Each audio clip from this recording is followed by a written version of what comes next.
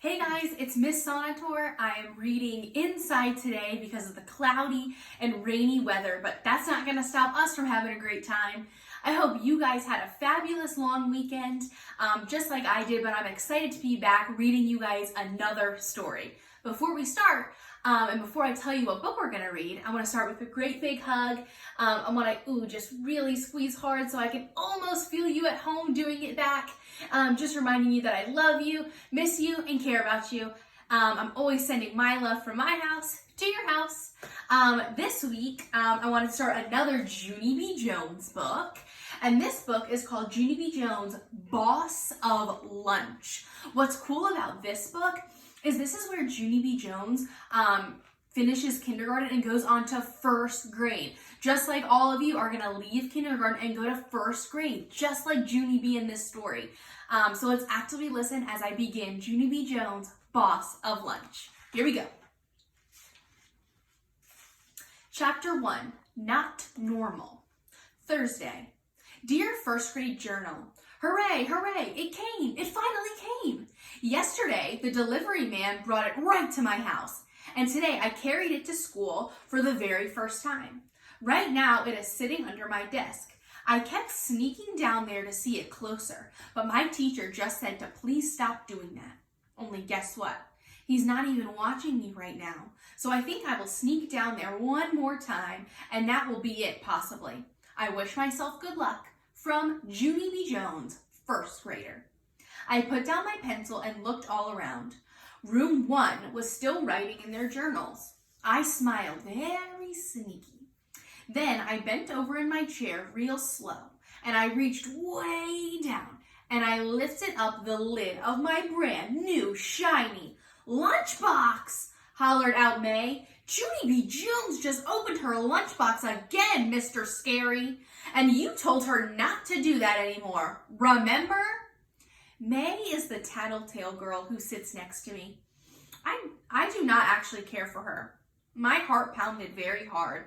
I bent over even more, and I hid my head so my teacher couldn't see me.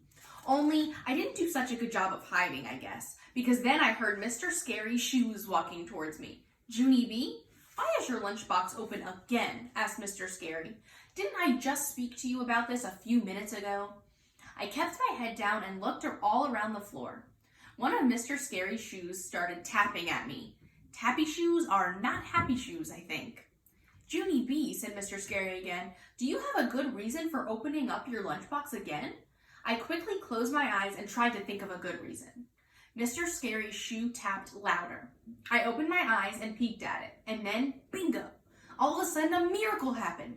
One of my eyes saw my napkin in the corner of my lunchbox, and a bright idea popped right into my head.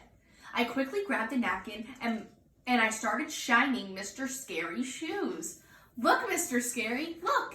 Here's my good reason, I said. See me, huh? I'm shining your shoes with my napkin. See? I shined and shined. This is the smartest reason I have ever come up with, I said very proud. I smiled up at him. Would you like some spit on the napkin? I asked real nice. A little spit makes shoes look extra gleamy. Mr. Scary quickly pulled his shoe away. No, Junie B., no spit, please. Just sit up, he said. I sat up. Mr. Scary stared and stared at me. I wiggled in my seat very uncomfortable, 'cause staring teachers make me squirmy, of course. Finally, Mr. Scary talked again. I want you to stay out of your lunchbox, Junie B., he said. We have a rule in room 1. Lunchboxes are to be opened only in the cafeteria. I did a sad sigh. Yes, I said, I know the rule, Mr. Scary, but I waited a real long time to get this lunchbox, and yesterday it finally came to my house. And so today is my first day of not carrying a plain brown sack to school. And so every time I look at that new lunchbox, I feel so happy inside. I picked it up to show him. See how cute it is, I said. My mother ordered it from a nature store. It has pictures of baby birds on it. See all of them? I pointed. This one is my favorite, I said. It's called an owlet. An owlet is the name for a baby owl. My grandpa Frank Miller told me that. I pointed at a different bird. That one is an eaglet, I said. An eaglet is a baby eagle. After that, I held my lunchbox way high in the air so all of room 1 could see it. See all the birdies, children? There are owlets and eaglets and ducklets and chicklets, I explained. I put my lunchbox on my desk, and I took out the thermos. And see this thermos, people? This thermos has pictures of birds' nests on it. Isn't that cute? May made a face. Ick, she said. Who wants to drink out of a stinky, pooey bird's nest? I made a face at her. I do, that's who. I said, I love drinking out of stinky, pooey bird's nests. May reached into her desk and pulled out a lunch ticket. Well, I buy my lunch, Junie Jones. She said, bought lunches are much better than brought lunches. Bought lunches don't sit around all morning and get soggy. I crossed my arms at that girl. That's the silliest thing I've ever heard of, May, I said right back. Brought lunches are way better than bought lunches, because brought lunches are made special by our very own mothers. Mr. Scary did a frown. Okay, girls, that's enough, he said. But May kept on arguing with me. For your information, Junie Jones, mothers are not professional lunch makers, she said. Mothers are just plain old normal people. I stamped my foot at her, because that was my last straw. Do not call my mother normal, May, I hollered. No one in my whole entire family is normal. So there. May started to laugh. Then some of the other children laughed too. I don't know why. Finally, Mr. Scary snapped his fingers at them. I put my lunchbox back on the floor. It was not my best morning. Chapter 2. Hoagies. The lunch bell rang at 12 o'clock. 12 o'clock is around noonish, I believe. I picked up my lunchbox and ran to the door. I lined up with my friends, and I waited to go. It's almost time, I told them, very thrilled. It's almost time for me to eat out of my brand new lunchbox. I held it up for them to see again. Which baby bird do you guys like the best, I asked. Pick one, okay? My friend named Jose looked at the birds and shrugged his shoulders. I don't know. I guess maybe I like the duck the best, he said. Ducks can be funny sometimes. One time when we were having a picnic at the lake, a duck chased my sister and stole her ho-ho. My friends Lenny and Herb laughed real hard. They looked at my lunchbox too. I think I like the owlet best, said Herb. Me too, said Lenny. I saw a TV show on owls once, and an owl swallowed a giant rat in just one bite. He didn't even chew it or anything. After that, I stared at Lenny a real long time, because that's a disgusting story that just ruined my owlet. That's why. Finally, all of room 1 walked to the cafeteria together. The cafeteria is a big room where we eat lunch. It has smells and noises and tables in it. Room 1 sits near the window. I zoomed there speedy quick. Come, Herb, I called. Come, Lenny and Jose. It's time for you to watch me eat out of my brand new lunchbox. I turned around to wait for them. Only too bad for me, because none of those guys were even coming. Instead, they were standing in the lunch line. My mouth fell open at that sight. Herb! Hey, Herb, I called. What do you think you're doing? Why aren't you coming to eat with me? Herb shouted back, I'm buying my lunch today, Junie B. Jose shouted too, me too. Everyone is buying today, Junie B. Hoagies! We're having hoagies, hollered Lenny. Save us a seat. My shoulders slumped, real disappointed, because I wasn't exactly expecting this development.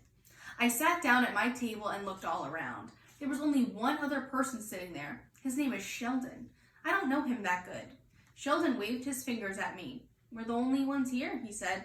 We're the only ones who didn't buy hoagies today. I did a sigh. Yes, Sheldon, I know that, I said. Sheldon slid across from me. Hoagies are very popular, but I'm not allowed to eat them, he said. I'm allergic to fake meat and cheese. I looked at Sheldon closer. His nose was running very much. Please wipe your nose, I said. Sheldon didn't pay attention to me. I'm only allowed to eat food that comes from nature, he said. His nose ran even more. Also, I'm allergic to dairy, he told me. I handed him my napkin. Blow, and I mean it, I said. Sheldon did not blow. He slid to the end of the table. Pretty soon, my friends started coming out of the kitchen. The other children started coming too. They sat down and took big bites of their hoagies. Said Herb. This hoagie is delicious. Sí, said Jose. Muy delicioso. Lenny nodded. Then he opened up his hoagie roll and looked inside. I think even you would like this hoagie, Junie B, he said. Look, it has ham and salami and cheese and lettuce and tomato. Just then, May butted her big head in. It's good for you too, Junie Jones, she said. All school lunches have to be delicious and nutritious. It's the law. So, I said. So lunches brought from home can be any old thing, she said back. Then I did a huffy breath at her, and I turned my back, and I hid my sandwich very secret, and I peeked inside the bread. I stared and stared for a real long time because I didn't actually recognize the meat. That's why. Finally, I ate it anyways. It was tasty, whatever it was. That is the end of chapter 2 of Junie B. Jones' Boss of Lunch. Hope you guys are enjoying it as much as I did. I'll meet you back here tomorrow for chapters 3 and 4. I can't wait. See ya!